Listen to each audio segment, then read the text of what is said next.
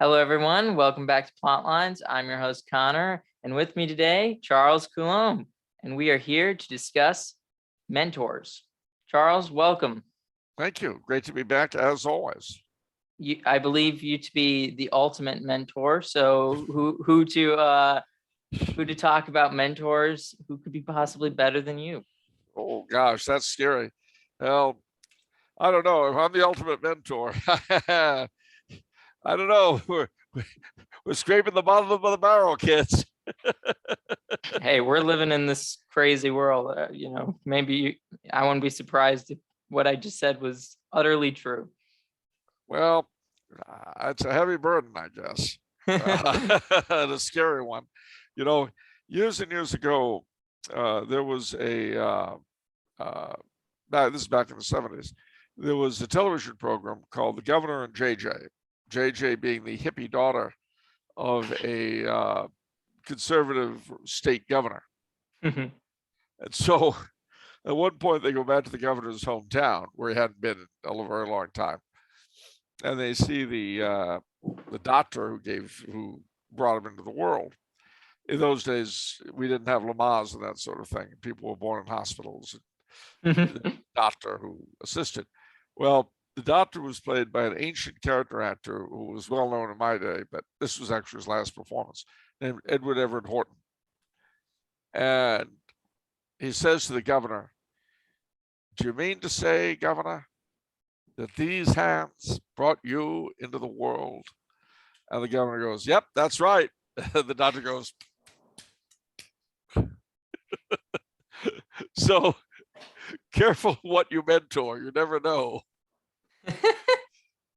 Yeah. But no, seriously. Well, mentoring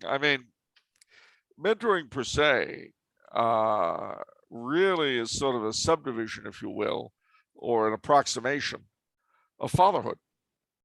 Well, at least it is for guys. I expect it's. I've never been a girl, and I have to admit I never had any mentors who helped me grow into womanhood. What about when you were Winston Churchill but transgender? Yeah, well, that was a special time. Mom, why is that old man in here with a cigar? I am another 40-year-old gal. Please get him out of here, Mom. Oh, I can't, dear. They'd cut off federal funding to the school if I did that. Yes, transgendered Winston Churchill was one of our more frightening creations on the podcast. That's for sure. Yeah, right up there with Karl and Taylor Desjardins. Fighting in the Battle of Los Angeles against the UFOs. We've had some pretty zany times on the podcast, I have to admit. Some of my favorite. Well, if the world is crazy, the only way you can fight it is to be crazier still. Yep. So plug for Tumblr House's podcast, Off the Menu. Indeed. We appear every Monday, unless you're a patron, in which case you can see both the show on Sunday rather than Monday, and the special pre-show that's for patrons only. That's where you see the table dancing and all the other stuff that we don't feel is appropriate for prime time. But seriously, it isn't lost on me that our key demographic is 18 to 35, male. Yeah. And that it wasn't the intention at the beginning. We actually were not going for a specific demographic of any kind. You weren't going for old men? No, nor for young ones, nor for old women, nor young women. We were just going for whoever wanted to watch. And to tell you the truth, it's still that way. We haven't really tailor-made it for any audience, but obviously that particular audience responds the most. And believe me, I'm not wandering too far off the reservation, ladies and gentlemen. There's a point to this. And I'm aware of the fact that a big part of the reason is that my generation, not all of us, of course, but by and large, we were pretty much failures as fathers. And of course, I should define my generation, that we're the baby boomers, the generation of 68.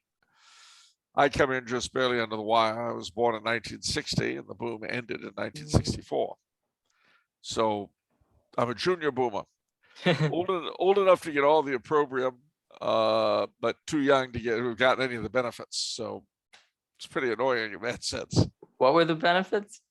Oh, heavens, freedom of speech, being ourselves, breaking down all the barriers. Oh, yes, ripping to shreds anything. Yes, those are the benefits.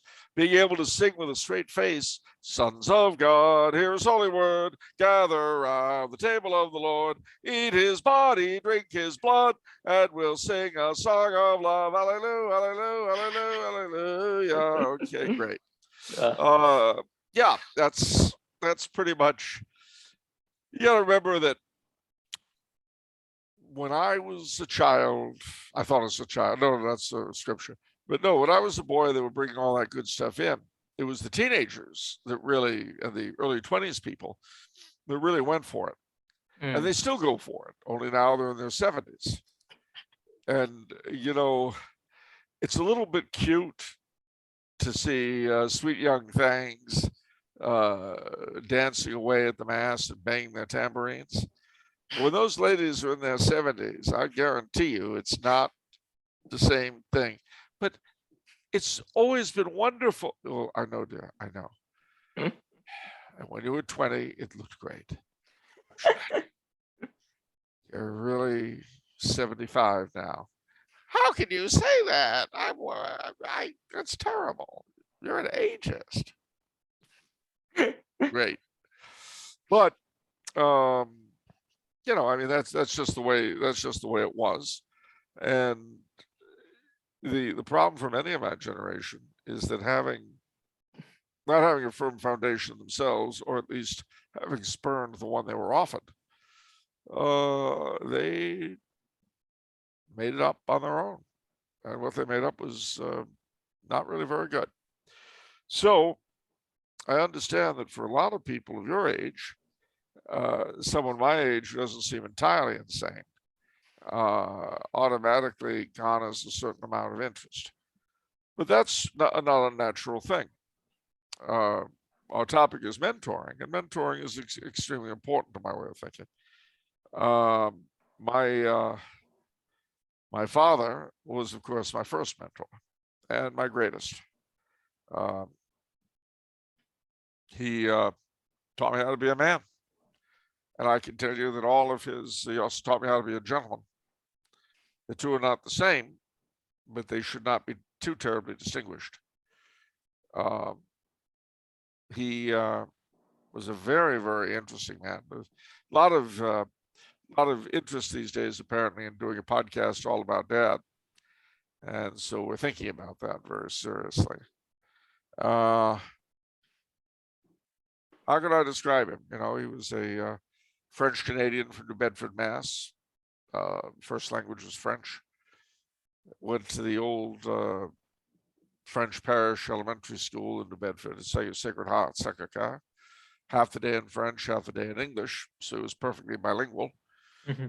And unlike me, when I speak French, let's say I've got a very thick accent. But when Dad wanted to sound like a Parisian, he could. When he wanted to sound like he came out of the backwoods of Quebec, he could do that too.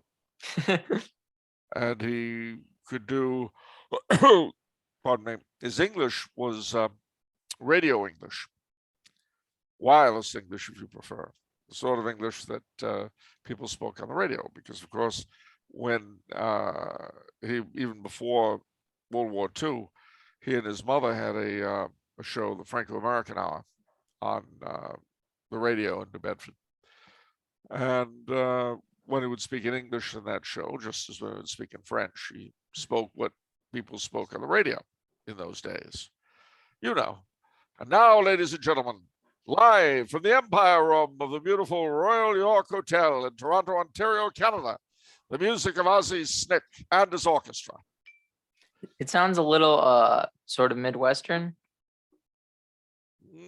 It's weirdly generic, sort of New England, sort of New York, sort of Southern. It's all over the map. Really? Which is the point. Yeah. I always thought generic. Whenever I think of generic, I think of Midwestern. I don't know why. Today, that's very true. Okay. Today the radio people speak that way. But before World War II, it was a very different world indeed. And now Okay. we bring you directly from New York City. Well, you get the idea. Yeah, I hear the difference. Yeah. It's subtle, but It's subtle, but it's there. And you know why it's there? It's because in this year of 1933, the Midwest doesn't really matter. you sure that's not British? Well, it's got overtones. You say transatlantic was another description of it. Buckley. A bit. Yeah. A bit. But at any rate, it's very, very rare to hear today. But my father spoke it. And he came from a family that were, his father had been a writer and an actor before him.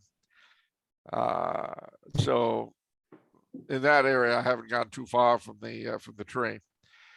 But his family were very much America first before World War II, despite the fact they weren't entirely happy with the fall of France to Hitler, I can tell you.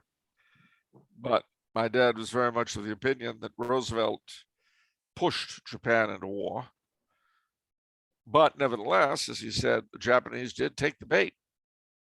And he volunteered at age 18, although he was the only son of a widow and had no requirement to go. And he went to the Pacific and was a tail gunner. 12 successful missions in a field that, how do I put this? Seconds was the estimated life of the tail gunner in combat. Flew B-17s and B-29s out of Tinian in the Marianas. His bomb crew were called Deacon's Disciples. Anyway. So it's a miracle you exist. Yes. Dad always used to say, other men say they believe in God. I know. He had some real hair-raising scrapes in that line of work, I can tell you. So when he came back, he had always wanted to be an actor like his dad. And he came back after the war, went to the American Academy of Dramatic Arts in New York, settled in Greenwich Village, went into radio acting eventually, met my mother on a radio stage, and the rest, as they say, is history. And I can honestly say that just about every intellectual interest I have today, I got from my father. He was an amazing man, really, really amazing. And I miss him to this day. But he wasn't the only mentor I had. I had quite a few others.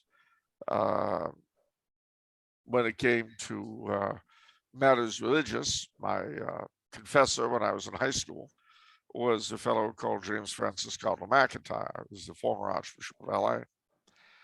And he taught me a lot about the faith at a time when it really took a faith in things unseen. Because the Catholic Church he described, the Catholic Church that my parents described, was not the Catholic Church I saw, not by a long shot. So, nevertheless, I met an awful lot of people who introduced me to a lot of important things. Mr. Tom Trito, my 6th grade teacher, who's still alive, introduced me to C.S. Lewis, The Chronicles of Narnia, as well as taking the class to places like the Los Angeles County Arboretum in Arcadia, the Huntington Library, and some other joints, which are still among my favorite places today. When Father Theodore Wilcock, who was the pastor of St. Andrew's Russian Catholic Church in El Segundo, California, he taught me about the Byzantine Rite when I was a teenager. Father Jack Barker of St. Mary of the Angels taught me all about Anglo-Catholicism. And it was my finding out about those guys that led eventually to my association with the Ordinariate. Where is that? It's in, well, part of Hollywood they call Los Feliz, California. It never did come into the church and has not yet. Through a series of really annoying events. But I keep hoping and praying that it does one day, because it helped me keep the faith. So, Yeah. I could go on and on. I mean, at college, Karl Van Horn, who was New Mexico Military Institute, taught me how to write. If you like my writings, you can pray for the repose of the soul of Mr. Van Horn. He was an interesting character, an inherited estate on the Hudson at Nyack, and an income he didn't have to worry about. He taught purely because he loved teaching, and he loved literature, and he'd known everybody. I mean, Noel Coward and Gertrude Lawrence, W.H. Auden, Max Perkins, all sorts of people you probably never heard of, but they were names in my day. Yeah. In fact, Helen Hayes was an actress. You can look her up, but she was his neighbor at Nyack, and she came to visit him at the Institute. She was an old lady by then, but we all knew who she was and were quite amazed. We all were turned out to see her. And she said, "Well, I suppose you boys all keep Karl very busy." Well, we try, man. We sure try. So, as I said, were you in the military? Well, I was in the National Guard. I was never active service. Okay. What I don't know. What is there what rank did you get to in the National Guard? 2LT, retired. Nothing Gotcha. impressive, I assure you. Gotcha. Okay. Nothing impressive. And it was during the 80s when the Guard didn't go anywhere. And the idea of another war was unthinkable. So we used to say, "Sleep well, America. Your National Guard does."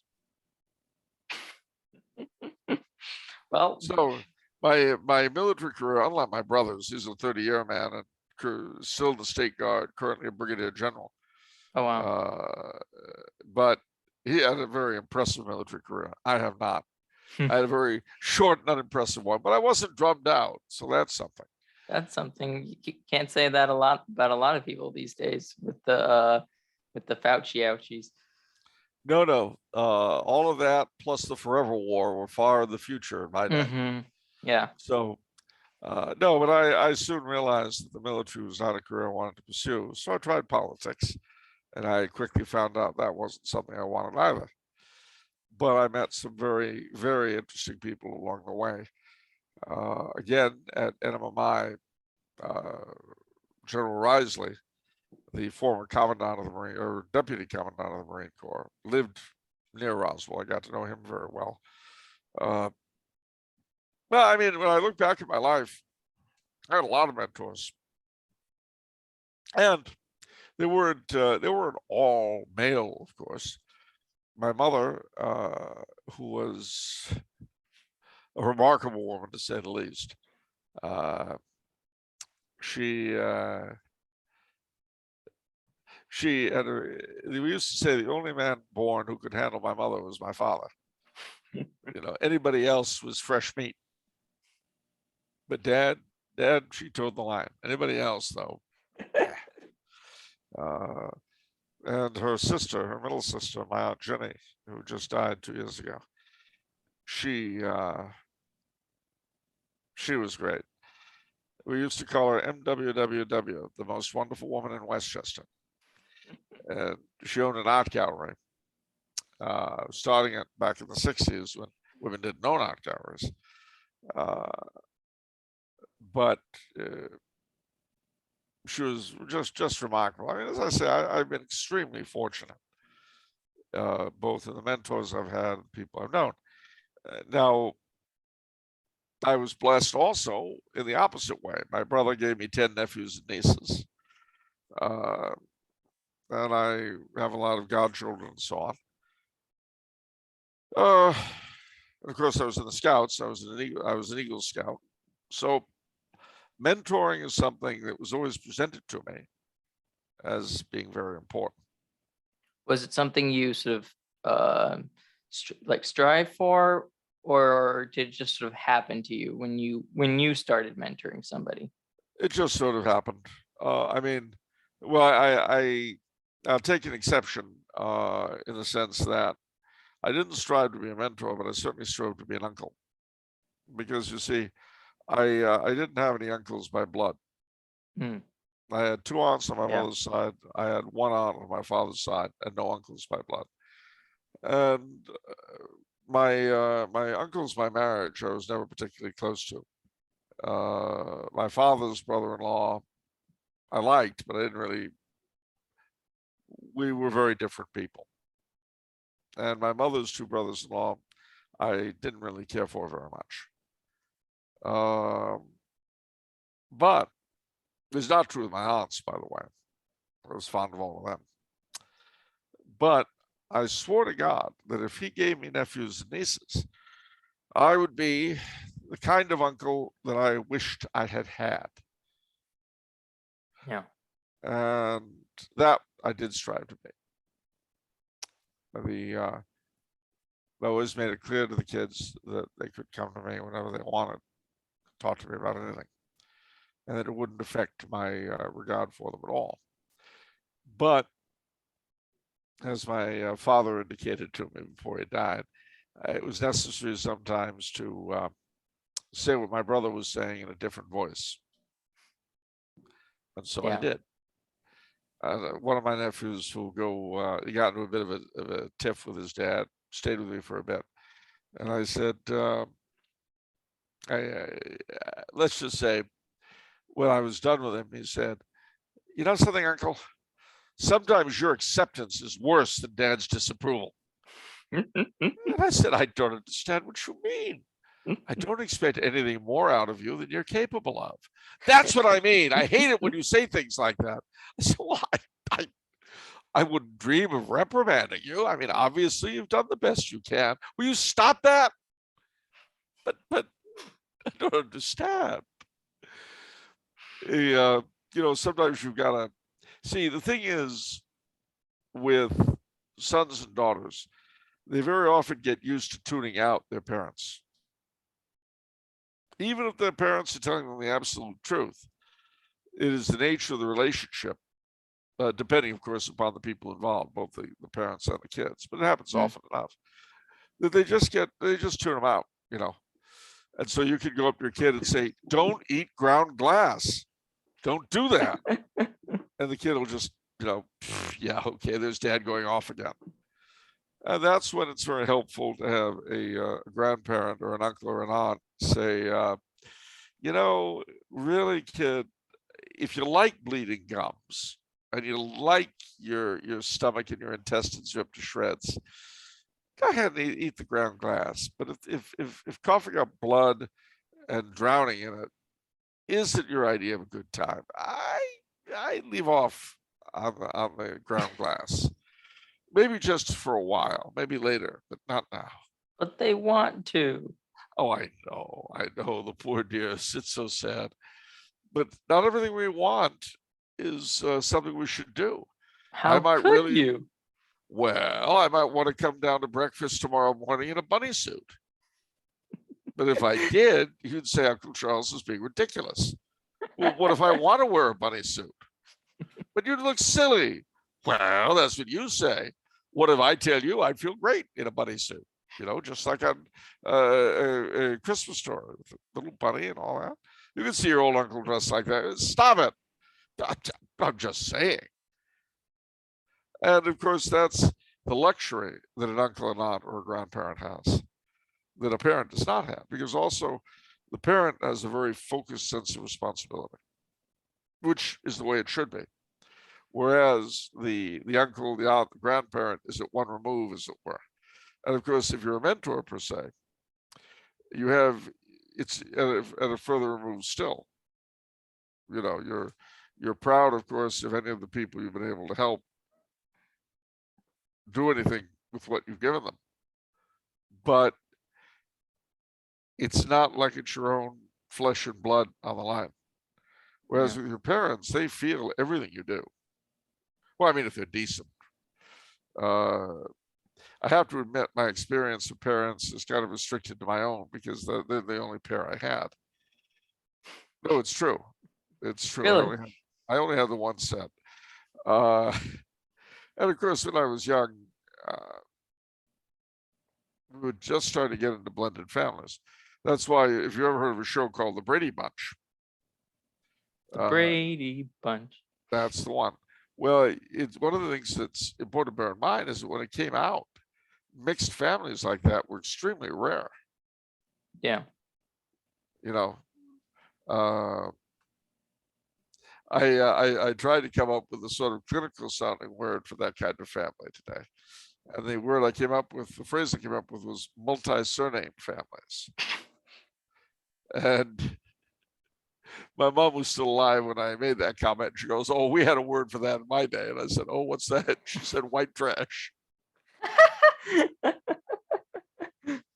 She was cruel. She took no prisoners. Wow. You know, one of her great lines, and occasionally I use it today if I think the victim will appreciate it. Go ahead and tell me, the victim. Go ahead and tell me something you've just done. I mean, you went to the park, you had a cup of tea, anything you like. Doesn't matter what it was. Go ahead, and then I'll do my mother's response. Let Go me ahead. see. Let me see. Anything at all. You know, you got ready for Yeah. the show. You Yeah. put your shoes on. I had a drink with a friend last night. Oh, is that what they're calling it now? Interesting. We had other words for it in my day. No, I'm telling you, that's what I did. I had a drink with a friend. Of course you did, dear. No, I'm telling you, we went out to Casey's and we had a drink. Of course, that's lovely. I hope you had a very good time with your friend. Wow. I'm telling you, it was a friend. Of course she was. It was he, if you say so, dear. And you see, you can't get really any purchase on that. You know, you can't. There's nothing you can really say because she hasn't said anything you can take objection to. Yes, of course. Absolutely. Total agreement. What's to argue with? You're getting so upset. But because I what, dear? I don't understand. So she was the mistress of that, I can tell you. Your parents were Hollywood people, weren't they? Well, in a manner of speaking, they Sort moved of. us out to Hollywood. But when we got out there, I mean, basically we went out to Hollywood because the bottom dropped out of off-Broadway. My dad lost his money. So at that time, Los Angeles was a land of opportunity. And he realized pretty quickly that the amount of time it would have taken for them to get established in film at the level they had been in off-Broadway, we'd have all starved. But my dad had a background in engineering.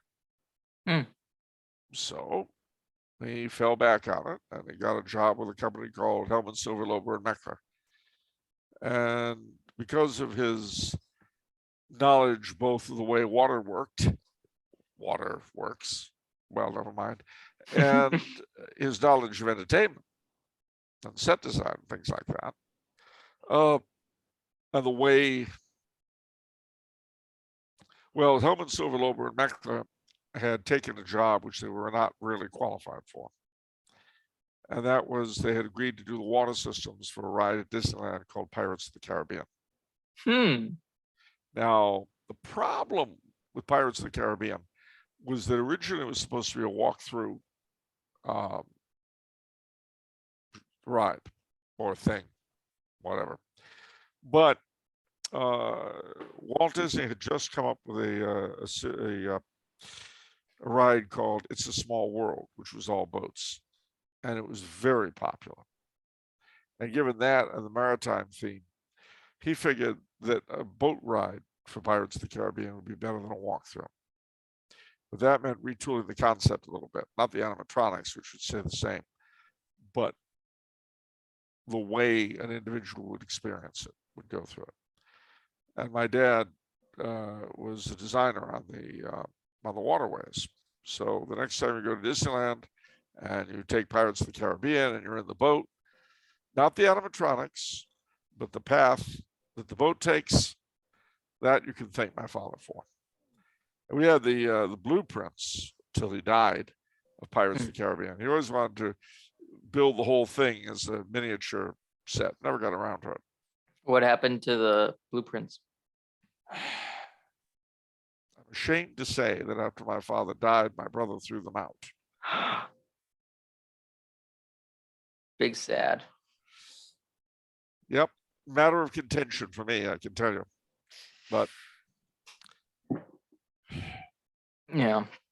Well, so when I think of mentors from, for myself, this might surprise some people, but in 5th, 6th, 7th, and 8th grade, I was a football coach. do tell.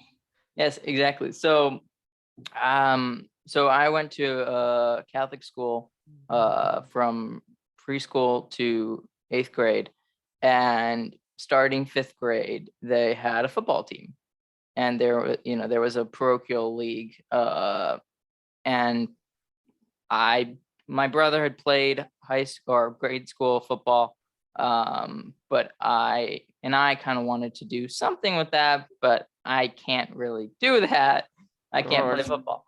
So I had just been like, I want to coach. And as a 5th grader, I just went to got involved, and they basically put me in charge of special teams. So kick returning, field goals, that sort of thing. And there was one of the coaches that sort of worked with me, but and it was sort of like, oh, I didn't think of it this way, but they were definitely thinking of it this way, was, okay, Connor's quote unquote in charge, and this guy will, make sure it goes well, and we'll work with him. But this coach was just very good to me. Was very good with me. Like, he, one of the things I thought one of the things I think when I was younger is, like, when an adult would, like, take a knee and, like, would be, like, at my level, like, it really showed that they, like, wanted to work with me, that they wanted to they thought of me on the same level, sort of, or they gave me that sort of equality in some way, even though it didn't really exist in, fullness. But then sort of that coach helped me get along, and sort of helped me learn what I needed to learn so I could do it well.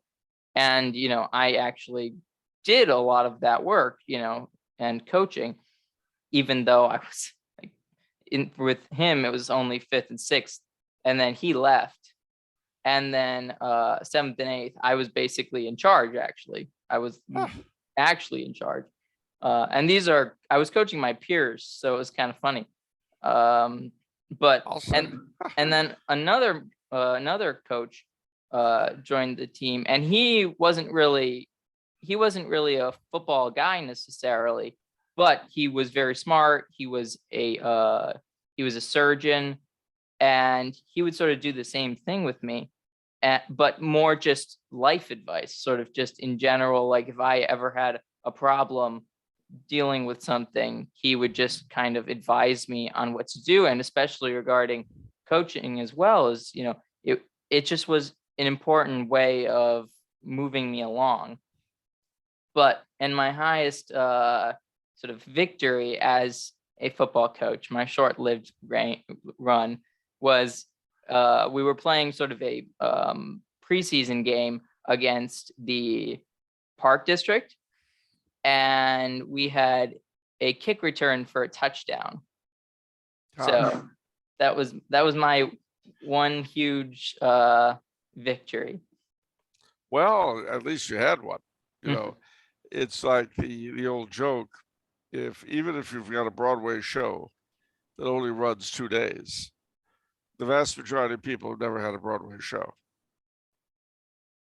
Yeah. So it may be a flop, but the vast majority of people have never had a Broadway show and never will. So kudos. Most people don't coach football in 5th to 8th grade. No, they don't. That's so that can never be taken away from you. And that too, the thing about mentoring,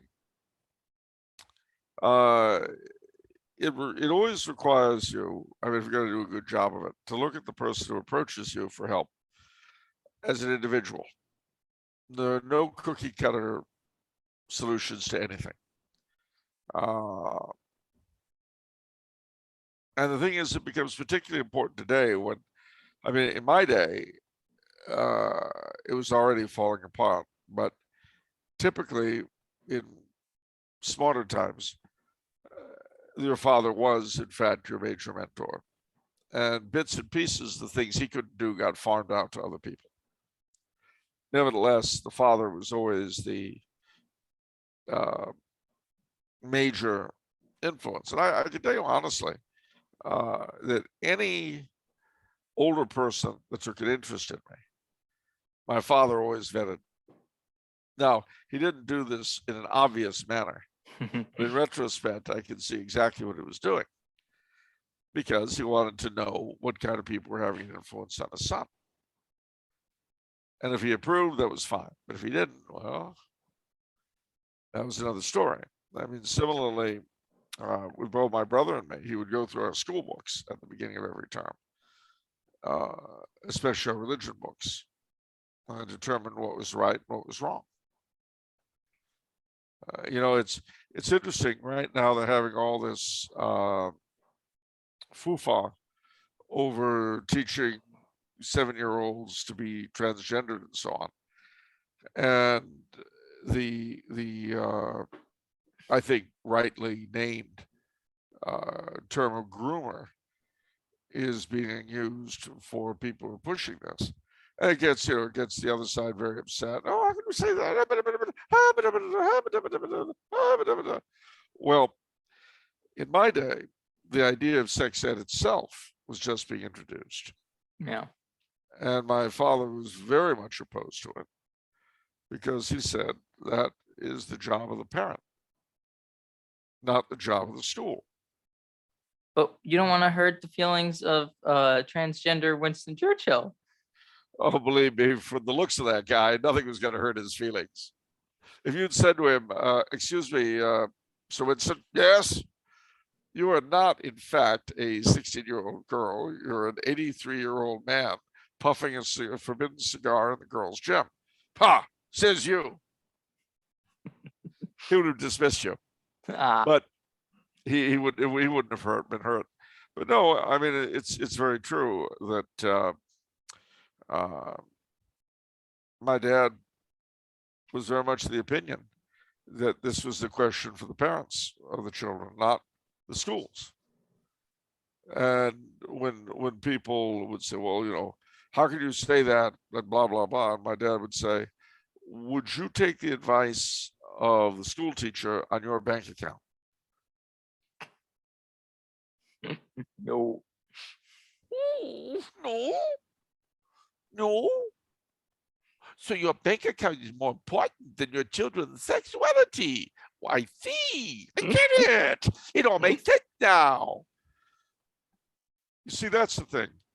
My dad had what he called, if you pardon the vulgarity, the BS meter. And the BS meter is basically run when people are talking all kinds of glittering generalities, and you pull it down to something that you know is actually important to them. And then you see how it all changes.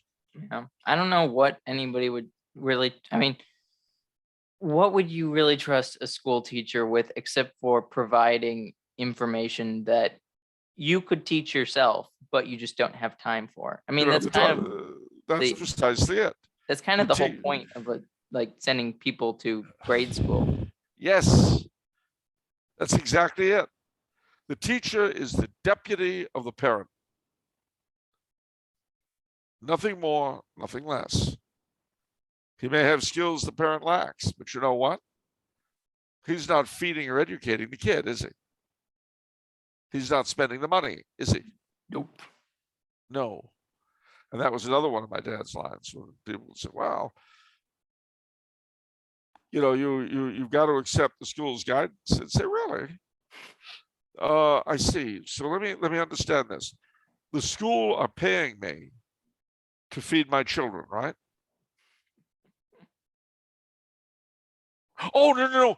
It's my tax money that goes to the school.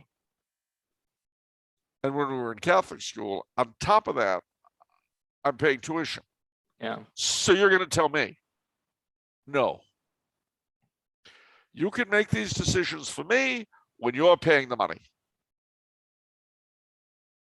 As soon as you start paying for my children's food and upkeep, I will let you do whatever you want. You can teach them anything, but you have to pay for it. And you know, when he'd get like that, the little mouths would shut for some reason. And believe me, he had some pretty big arguments with educators. Ooh, educators. And he, you know, I could always tell his opinion or lack thereof of my various teachers.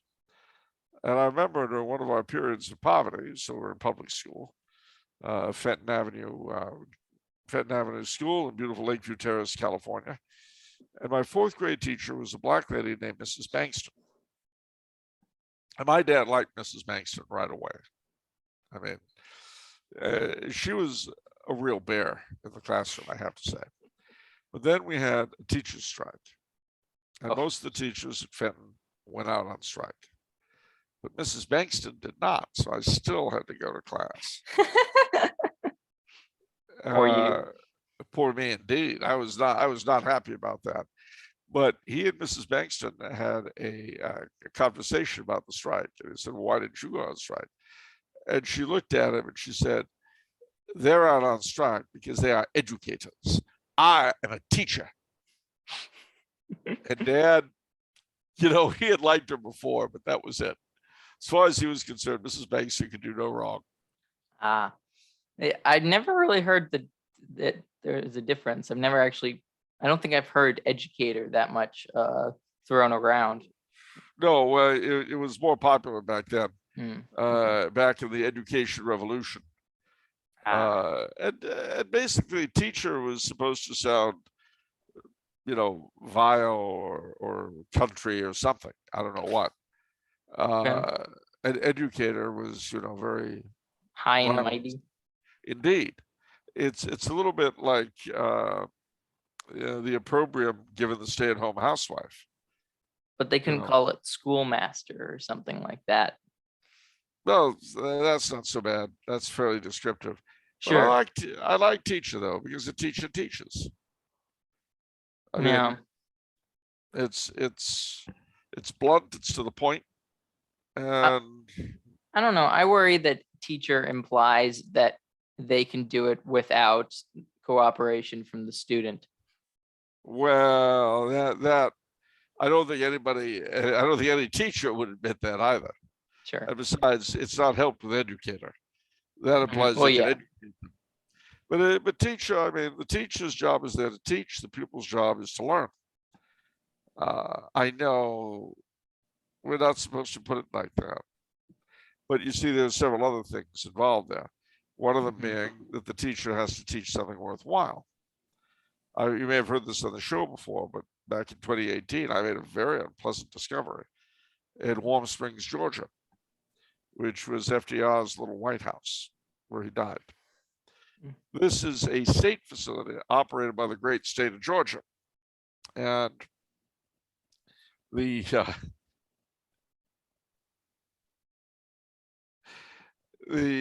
museum they've got the house where he died and all that. If you pay $15, you can sit on the chair he had his hemorrhage in. No, that's not true. You just get to look at it. Anyway, they've got the house. They've got this museum next to it, which is quite good. But it has what looks like stations on an electronic guide, an automatic guide thing, but no guides. So I asked the ranger at the desk, I said, you know, all those stations that look like, those numbers look like stations on an auto guide. They said, oh, well, that's because they're stations on an auto guide. I said, well, we have that cleared up. Why are there no auto guides? And he said, well, this is a state facility, as I'm sure you're aware. I said, yes. He said, it used to be that Georgia schools would come here when they were reading about Roosevelt and come to the museum and the house and all that. And then he said, but now that the Georgia schools no longer teach about Roosevelt, they don't bring them here. And so the state doesn't pay for those auto guides anymore. And I looked at it and I said, wait a minute. If they're not teaching about Roosevelt, then they're not teaching about the Depression and World War II. They said, yep. I said, well, wait a minute. If they're not teaching about Roosevelt and World War II, what are they teaching? So that led me to come up with a special plan for education. It's like this. Most school systems, you start school at 8 o'clock in the morning, you've got a break at noon, probably have 15 minutes for recess at 10. Then you've got your noon lunch break, which is probably an hour. And then you go to school until 3 o'clock, and then you're free from misery for another day. Well, what I would do is for every real subject they don't teach, I would take an hour off. So you're not teaching history. Okay, you let the kids go at 2. Oh, but you're not teaching civics. All right, let them go at 1. Oh, but of course that would be lunch. Sorry, let them go at noon. Oh, you're not teaching literature. All right, let them go at 11. Oh, no math? That's fine. Let them go at 10. Oh, you're not really teaching geography. Let them go at 9. They never teach geography. No, they don't. They did in my day. So you're really not teaching any kind of Americana? No? All right. Let them go at 8. Oh, but then that's what they start. Close the thing down. We don't need you. Because again, it seems to me that keeping students in an environment where they're not learning anything from 8 to 3 is a waste of time. It's just daycare. Yeah. Well, I mean, parents kind of use it just as daycare anyways, and it's not like they're trying to teach their kids very much anyways. And that's wrong. I think it's better off for the kids to be pitching pennies on the courthouse steps and getting into trouble, stealing trash cans and things like that. Yeah, I was reading something recently, and it basically said that it would be better to leave your child illiterate than send them to a place that will poison them. I agree. I agree 100%. Now, ideally, you would have the option of choosing your school. You'll always hear about separation of church and state. But over the years, I've come to the conclusion that what we really need is separation of school and state. And you might say, well, you have all these sorts of people who are illiterate. Well, they're illiterate now. Yep. You think the moronic the moronic Antifas and BLMs who were burning cities down a year and a half ago, and then buying mansions. Anything? Yeah, but do you think they knew anything useful? Well, no. Except for how to grift.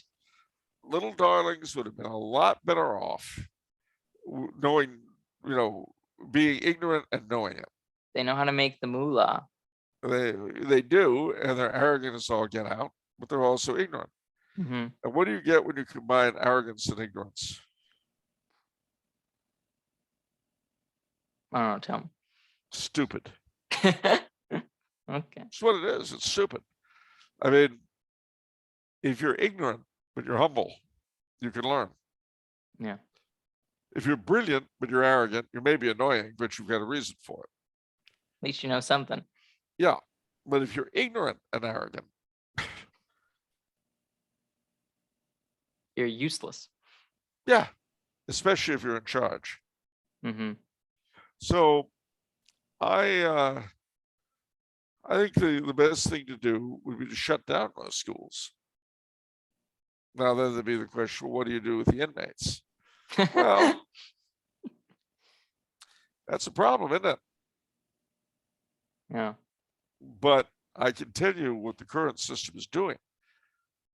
It's producing people who, well, let's put it this way. my joke about my generation is that we grew old without ever growing up. And we've done our best to mold you people who came afterwards in our image. I myself admire the millennial work ethic. Yes, exactly. Like most millennials, it's hard for me to realize that there's anything before 10:30 in the morning. Yeah. I found I found a generation who had my work ethic, and boy, am I happy. But seriously, a lot of these new schools that are being founded, these academies, these groups of homeschoolers who are banding together to combine, classes and so on. That's where the real future of a decent education lies. The public schools and the Catholic schools as they are now, Catholic schools are better at teaching you some of the sheer mechanics, Yeah. but they won't teach you the Catholic faith usually. Well, they'll teach you to hate it. Yeah. And then the public schools, if you're lucky enough to live in a district where the public schools are not dangerous to your health physically, then they're dangerous to your moral health. Yeah. So, I knew the late great Ray Bradbury, speaking of mentors, and he was a great believer that all the money that goes into public education should be put into public libraries instead. Yeah. And that way, people who want to learn will have the means to do so if they choose to. That was where he educated himself, and me too. One of the most pleasant memories I've got from my early days is my dad taking my brother and me down to the Hollywood Public Library and getting he wasn't his first, but he certainly was my first library card. And then he showed us how to use the Dewey Decimal System and the card catalogs, because in those days they weren't computerized. Yeah. Instead, you had these physical catalogs and these drawers you pull out and look up either the title or the author, and you find out the Dewey Decimal number of the book, and you go to the shelf and get it. Yeah. It seems to me that regarding like kids in schools, it's the best way to get through, or the best sort of end results you can get from going to public schools or Catholic schools is that you don't have to unlearn as much. So if you're it seems like everyone has to unlearn what they've learned because it's false. So if you can get through it as best you can, where you don't have to unlearn as much as other people might, then you've succeeded. Yeah, and also keep your eye out for the odd teacher who really loves what he does. Yeah. They make all the difference. And if you become a teacher yourself or any other kind of mentor, as I say, remember that when a youngster is thrown across your path, you suddenly have a deep responsibility to give that individual the best you have to give, and to be a good example. Everybody concerned is dead now, so I could tell the story. But Mr. Van Horn was not married. There was a lady in town who was sort of his constant escort, Mrs. Armstrong. Now, this was in Roswell, New Mexico.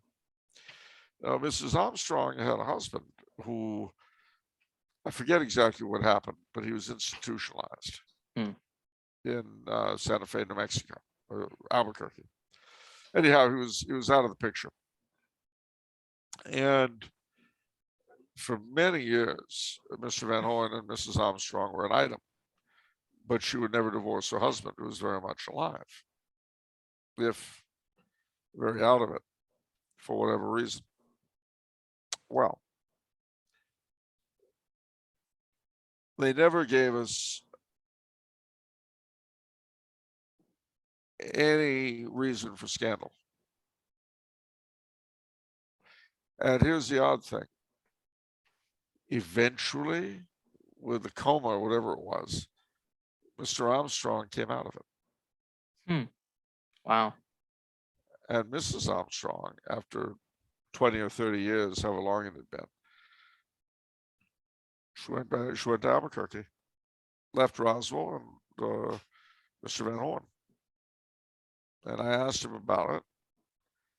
And he said, well, I can't pretend I'm happy, but it was the right thing to do.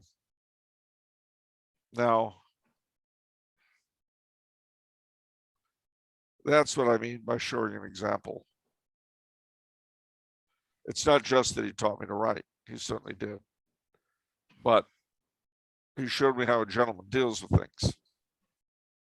An unmarried gentleman, which was in certain ways of more use to me than what my father could show me, him being married and all. Yeah. And the fact that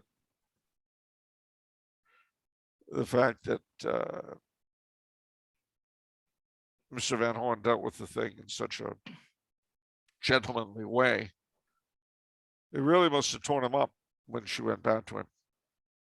But as he said, it was the right thing for her to do. Yeah. That shows some courage. Yeah.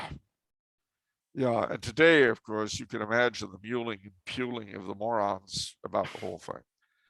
I mean, Mrs. Armstrong would have drop kicked her husband in the last week. And that would have been the end of it, and they'd have been shacked up very publicly. Yeah. And everybody would have to smile and pretend it was okay. That's a phrase, I really love, shacked up, because it's vulgar without being obscene. Yeah. And, it's got kind of a nice ring to it. My best friend's German, oddly enough. He lives in Germany with his wife. She's American, half French Canadian. When they first got married, I was best man. Their landlord was a gentleman called Dirk. And they were anxious to move out of that apartment because they wanted something bigger to have a kid in. And he was anxious that they should move out because he wanted to move his girlfriend in and play house. So the four of us were sitting around drinking and we're running low. So Axel and Christian go off to get more booze, leaving Dirk and me alone, which was possibly a mistake. And Dirk asks me, Charles, was ist das auf Deutsch, auf Englisch? Wenn du und dein Freundin gewohnt zusammen, when you and your girlfriend are living together, how do you say that in English? And I said, auf Englisch wir sagen shacked up. And I helped him pronounce it shacked up, not up, shacked up. So he pronounced it properly. Well, Axel and Christian come back, and Dirk is all smiles. He's, all set to try his new English phrase out. And he says to them, Greta and me, we should be shacked up. And he was all smiles. And Axel and Christian looked at me as though I'd done something. They looked at me. I said, I wanted to know. I helped. It was just accurate. Yes. I'm here to help. That's what people don't understand. They just don't. Mm-hmm. I mean, of course, my kind of help most people could do without, but never mind. You remember C.S. Lewis had a great phrase, she lives for others. You can tell the others by their hunted look. But no, seriously, so this is something too, ladies and gentlemen. If you're going to presume to give any kind of example to younger people, you've got to try to make sure, I mean, none of us are perfect, obviously, but you've got to do your best to avoid any kind of publicly scandalous behavior. And of course, the easy way to do that is not to have any privately. Not having private scandal either. That, well, I mean, if you don't want everyone to know that you're running around with some chick, but it's even easier if you're actually not. Wow, Charles, that's just so simple. It's amazing. No one ever thought of that before. I know it's rocket science. I know, but still, it's like if you're not having an affair with your secretary, Then you're you not don't have to having hide. one. Yeah, you don't have There's to nothing to worry about hide. it. No, I wonder if my wife will find out. Well, nothing to find out. You're not having one. Nope. You know that lost weekend my secretary and I went on? Yep. She didn't come with me, but it was lost. I don't know where I was. I don't know. It was too much drinking at the Christmas party. Next thing I knew, it was February. I don't know. But seriously, oh, how's that for? The Philippine horror movies used to do this. Really? Yeah, Okay. they'd have the weird, back and forth thing. I don't know what they called it. No. Never scared me. Just maybe a little ill of the stomach, but anyhow, Yeah. a little vertigo. But seriously, and that in turn, when you acquire mentees, you really have to think about them and their view of you, because what you think is all right or what you demonstrate is okay, they'll think is okay. And so your question to yourself has to be, what do I want them to come away with? Yeah. So you were pen pals with Otto von Habsburg. Is that correct? Yes, I sure was. Yes. Speaking of mentors. Yes. So what was your mentor-mentee relationship like, since it was mainly just writing?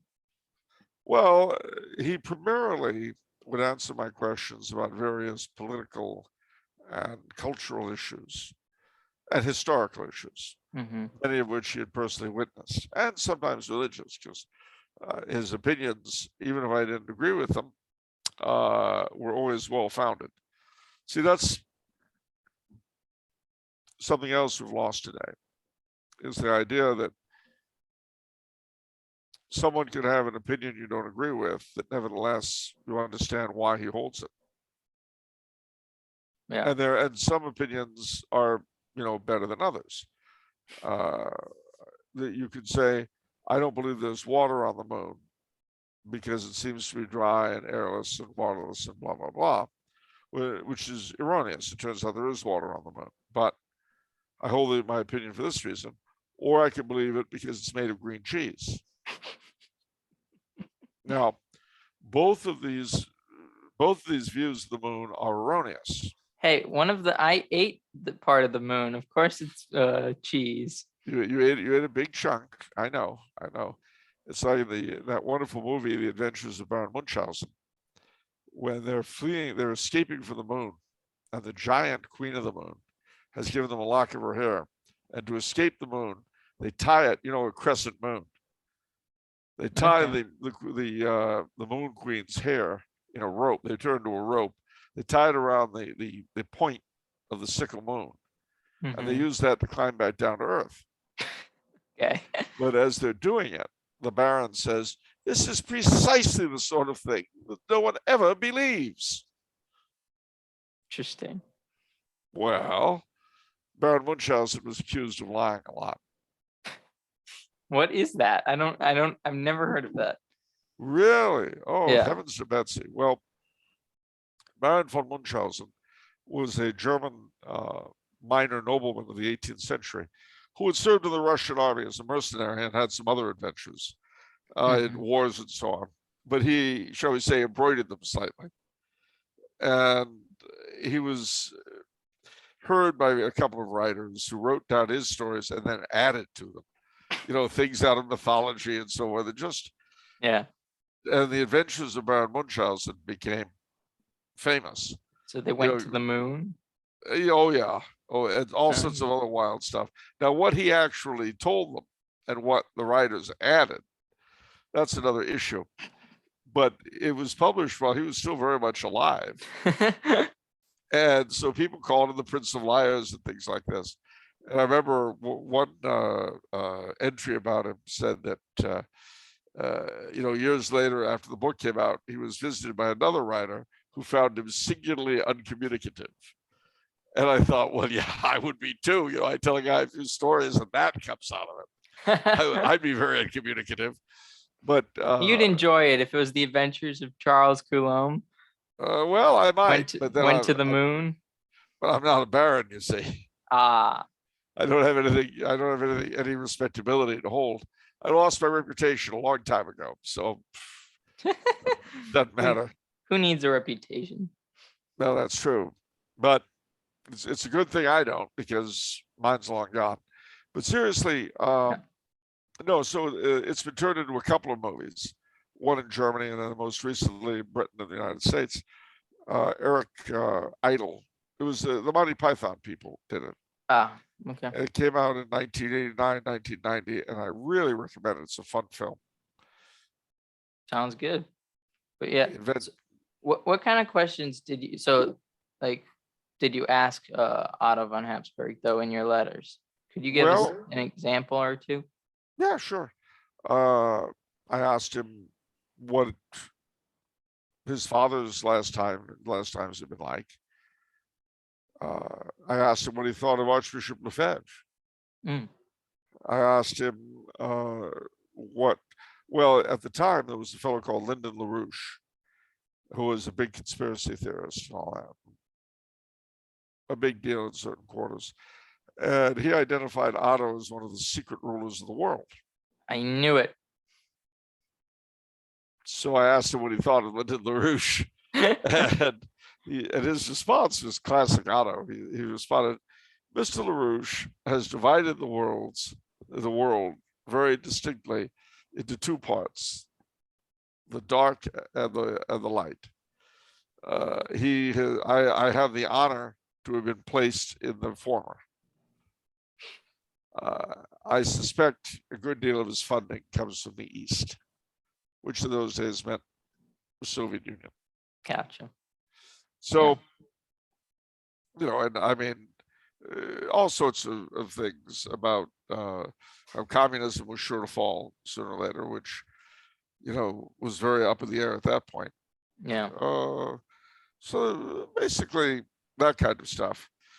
But I can tell you, especially when I was at the Institute, where Mr. Van Horn was teaching me how to write, it was kind of a brutal place. And every time I'd get a letter from the Archduke, my spirit would fly over the walls. And it would be great. So did he have a favorable view of Archbishop Lefebvre? Well, he felt basically yes, but he felt that he should not have pushed so hard against the Holy See.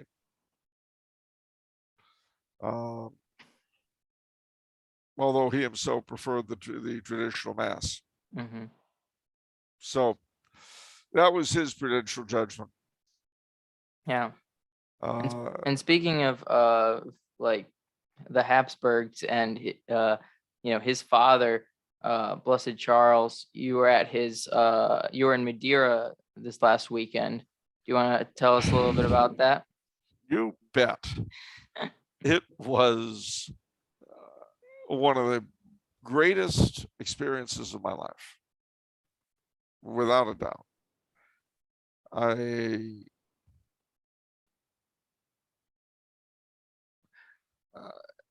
Where do I begin? First, I'd always wanted to go to the island anyway. Mm-hmm. And it is an interesting place. It's warmer than continental Europe. It's way out in the Atlantic. The two, Funchal is the main town, and then the Monte, way up these steep hills, is where the church is and where his home was, where he died, and where he's enshrined.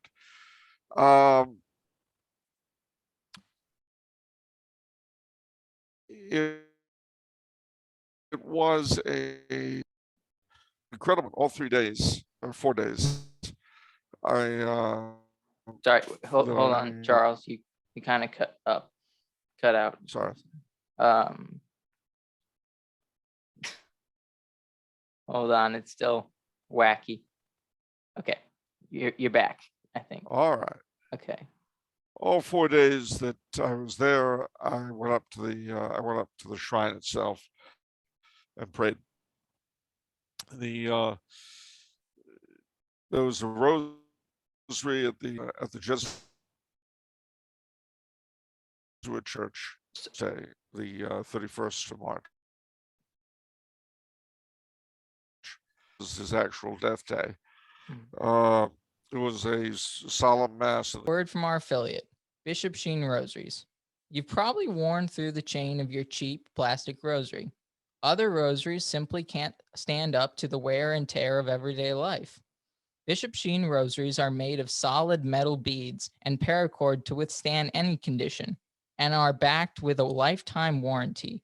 Upgrade your rosary to a Bishop Sheen rosary made to fit your lifestyle, or buy one for a friend. Each rosary sold supplies 2 weeks of food for a school kid in Uganda. You use the exclusive link down below to help support our efforts here at Plotlines. The link will take you to sheenrosaries.com. Be sure to use the code Plotlines10. It wasn't a Trinity Mass, but Oh, it wasn't. No, but it was impressively done. The Habsburgs were out in force, as was the League of Prayer for Emperor Karl. The American delegation had 8 people there, of whom I guess I was one. Not sent necessarily. It saw a lot of old friends, made some new ones, which was all quite nice. And that later in the day, we had a rosary and holy hour with the Blessed Sacrament right by his shrine. And that was a really wonderful, wonderful experience. And then the following morning, I went with Father Benedict Keeley, who's a priest of the Anglican Ordinariate, and he offered the Anglican Ordinariate Mass at the place right by Karl, which was quite an experience for me, I can tell you. And then the following day, I went back for the Sunday Mass, which was a regular Novus Ordo, and then began the long journey home. Would it have been complicated to have sort of a Tridentine Mass? Oh, yeah. Yeah, you got to bear in mind, especially in the Iberian world, it's been stepped on pretty heavily. And never more than trash can custodians in June. What? Is that what it's called? Yep. That's what I know it to be, trash can custodians. Trash can custodians. They tried to empty it, they tried to throw it out in the trash. So, no, I mean, there too, I doubt in 25 years' time, 125th anniversary of his death, I'm sure the church will look very different. The elderly non-binary people who now plague her will be kicking up daisies. The poor dears will have gone to clergy heaven. Clergy heaven. Clergy heaven. You know Wonderful the motto. Place. Oh, you know its motto. What? Snap, crackle, pop. Just like Rice Krispies. So many Monsignori. Yeah. But in the meantime, I hope they're enjoying themselves. Dear old Cardinal Sipich of Chicago. What a wonderful name. It fits him so beautifully. Sipich. It's only in your mind. What? Oh, only in your mind is that pronunciation. Why? Is there another? Do you have no idea what it is? Yeah, it's Sipich. Okay. No, I know he gets upset when people call him Cupich. I've never heard Cupich, but yeah. No, he gets upset when people call that. So if it's not Cupich, it's Sipich. Now I'm losing my mind on the legitimate. Well, how would you say it? Supage. Seepage. That's what I said. Okay. It's something that crawls through walls. Like mold. Yeah, like that. Yeah. I think it's a very representative name, and I think he should be proud of it. You don't want to hurt the. You don't want to hurt the feelings of the Croats. No, listen, this guy, from the very beginning, he's shown what he's made of. Yeah. And the one thing that made me very happy was when he tried to close down Christ the King in Chicago. And they showed him that money talks and BS walks. And he walked. So, no, I have no use for these elderly people, and even though I am one. You see, speaking of mentors, I thoroughly disliked most of the priests in my childhood. And there was a reason for that. It was because they were trying to destroy the faith once delivered to the saints. Unfortunately, I had a father and a mother, and Carl McIntyre, who put me on guard. And mind you, I knew a few priests who were doing their very best to safeguard the faith. And they, if not saints, they were certainly martyrs. But for the rest of them, come on, never kid a kidder. I know a con man. I was raised in Hollywood. True. I know all about cons. If anyone knows con men. Well, indeed. I mean, stop and think about this for a second. What would you say of a food company, right, that sells a certain product and then tells you that the product they've sold all these years, which everybody loves, is not going to be changed completely, and if you don't like it, you're evil. Evil. I'd call them evil. Oh, would you? Well, then they change everything. And things go along, but they notice that certain of the customers are more pushy than others. So for a certain number of the pushy ones, they'll allow a limited amount of the old product, but under careful supervision. But no one else.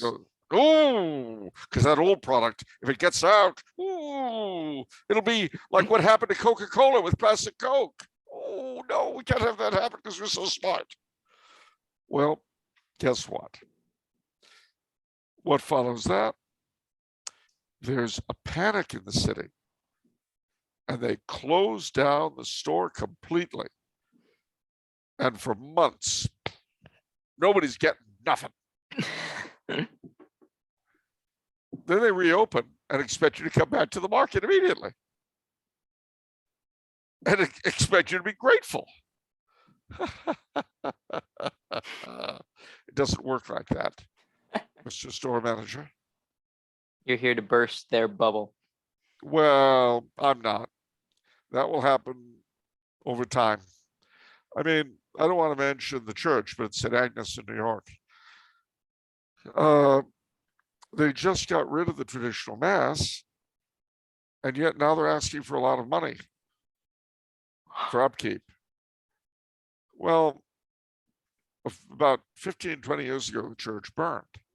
And the traditionalists who attended that church's Latin Mass, they were a huge part of the fundraising. They put it back together to reopen. Yeah. Well, they're not going to be there this time. No, they will not. To be fair, of course, that church sits on very prime real estate. So I'm sure the Archdiocese of New York will be happy to close and sell it. Classic. What? It's called managed decline. Supage sold a church to the Freemasons recently. Of course, I wish he'd sold himself to. Oh, but then perhaps he already had. What? It was a pretty ugly church, my understanding. So maybe that's why he sold it to them. It was his way of destroying them. It looked more like a Freemason lodge probably than a Catholic church. Yeah, but not that I know what one would look like. You know, you need, if you ever go to DC, you need to go to the George Washington National Masonic Memorial. That different than the George Washington Monument or something? Or what is that? A little bit. It's a huge Masonic museum and monument to the father of our country. But I thought the Jesuits got him. Oh, that's at the end. you got to remember the whole point of a deathbed conversion is that it's on the deathbed. It doesn't mean everything you did beforehand was great. Oh, sure. No, but you can't count. It's always like, to me, if you have a deathbed conversion, people can't count you among them anymore. Oh, that never happens. I mean, it's like us Alas. Americans. It's like us Americans as a group. You know, Yeah. we say that Billy Wilder was a great American film producer, although he was born in Vienna. We Yeah. say that T.S. Eliot was a great American writer, although he emigrated to England. You see, if you come to the States, you're an American, and if you leave, you're still an American. Yep. You can't escape. It's like, yeah, get it out. Nope. If I never came home again, which God forbid, but if I never did, I'd be an American to the day I die. Of course, no question. But if some 80-year-old famous writer accompanies my body back to Massachusetts and he stays there for a year and then keels over dead, oh, he was a great American writer. I mean, Well, he emigrated. It all makes sense. he came to the greatest country in the world, right? He did. And actually, you know, I tell people, they say, oh, you're not patriotic enough. And this is a bit of mentoring, just so you'll know. Mm-hmm. My response is, look, I don't need the United States to be the greatest country in the world. It just needed to be the country I was born in. That's all. That makes it worthy of my love without needing to, you know, you don't have to gild the lily. You don't have to paint gold. It's already our homeland. What more do we need? Yeah. And it's got to be perfect. On that note, I think we should wrap it up. Charles, anything final to say on mentorship? Well, apart from wrapping it up, I don't know who we're going to send it to, but no, seriously. Yeah.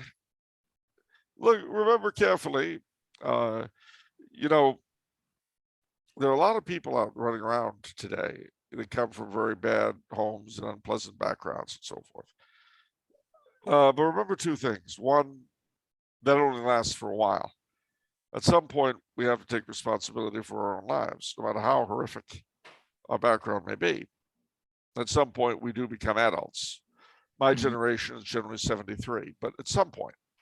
Secondly, if you do come from such a background, you can break the cycle. You can resolve to have a decent family life or a decent single life, whatever you end up with. You can resolve to be faithful to your wife and not to have kids until you're married, and to raise those children as though they were of value to you, as though they were the most important things in your life. You actually have that option. And similarly, and this I think is very important, it's a line from my dad's, but it's true. When we start out in life, we're all of us the stars of our own play, our own film. It truly, when you're young, is all about me, launching my career, finding out who I am, cutting out my place in the world. Then after you've done that, as you get older, more and more you become sort of a supporting cast figure. You see. And I want to be the star. Well, you were, but that time passes. And you get replaced. Oh. And you become, one hopes, best supporting actor. But then time keeps going, and you end up just as atmosphere, an extra. You're not an extra, though. Well, that's too bad, but you know, life's rough. It is. I'll leave you with this wonderful idea, wonderful thought. It's the summation of a Hollywood career by the name of the actor. Oh gosh, what was his name? It'll come to me as soon as we're off the air. Pete Shrum was his name. He was a character actor. And he says, this is how a Hollywood career goes. Who's Pete Shrum? Get me Pete Shrum. Get me a peach rum type. Who's peach rum?